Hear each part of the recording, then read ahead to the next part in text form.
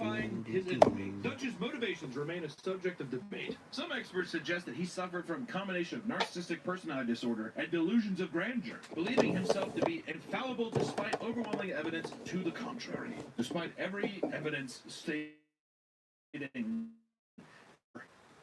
you are horrible at your job.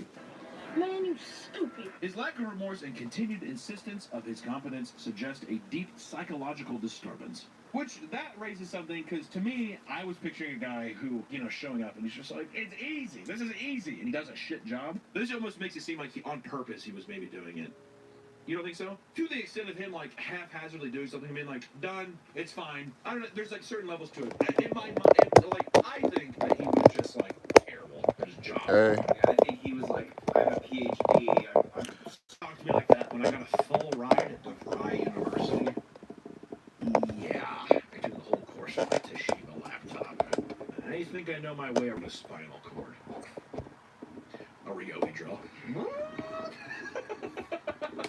Next up, we have Dr. Linda Hazard. Great name. I like that name. Linda Hazard? That's like an old honky-tonk woman, dude. If I was in 1968, if I was an oil rig guy in Dallas or Houston, go to a bar. Miss, can I buy you a drink? What's your name, darling? Linda Hazard? I'm we're in for a bumpy night, dude. Born in 1867 in Carver County, Minnesota. She did not attend traditional medical school, but instead studied under a practice that awarded her the title of fasting specialist.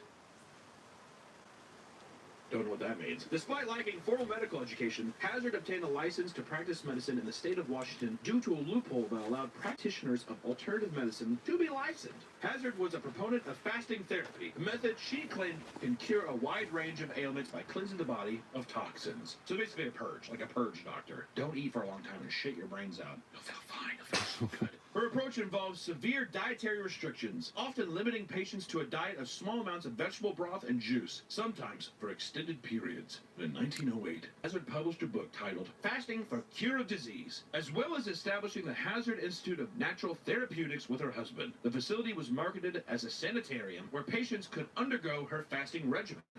The duration of the fasting period varied depending on the patient's condition and Hazard's judgment, often lasting several weeks and even months. Holy shit. Sorry, Janet, we're gonna have to push the carrot juice one more month. She's like a skeleton. Whatever you say, Dr. Hazard. Patients were required to consume minimal calories, leading to severe weight loss and malnutrition. Hazard promised that her fasting therapy could cure a wide range of diseases, including, but not limited to, digestive disorders, tuberculosis, cancer, heart disease, and even mental illness. In addition to fasting, treatments included daily enemas and massages, which Hazard claimed were necessary to aid in detoxification process. She did the enemas herself? Yeah. Why don't you go ahead? We're going to put this up your butt. The person's like, hey, are we dating? That would be insane. Due to the severe caloric restriction, patients experienced extreme weakness, fatigue, and significant weight loss, and many were bedridden and unable to care for themselves. Hazard's treatments resulted in numerous deaths, and she was suspected of causing the deaths of at least 15 patients. Many of her patients were wealthy individuals who came seeking cures for various ailments, but ended up losing their lives. Steve Jobs. Sue Richards, mother of 3, booker of holidays.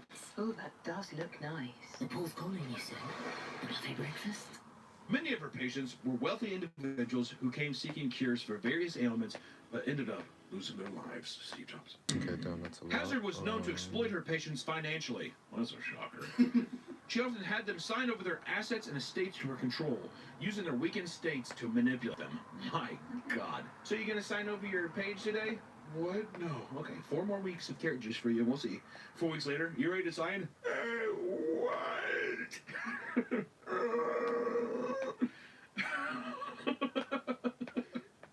In some cases, she forged documents to gain access to her patients' wealth. That's crazy. The 1800s, early 1900s were so fucking stupid. Those times were so dumb. Yeah, I mean, she just signed over everything. Really? Well, where is she? I don't even know. I don't even know where she's at. I think she's sleeping. Well, okay, it is 1902.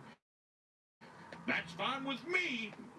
Big stamp, here's all the gold. Perhaps the most famous case involved the Williamson sisters, British women who came to Hazard Institute seeking treatment. Both sisters underwent a fasting regimen, Oh, resulting in significant weight no. loss and severe malnutrition. My pen's about to Claire die. Williamson died in 1912 Charge from it. severe malnutrition. She weighed only 50 pounds at the time of her death. My God, how old do you think she was?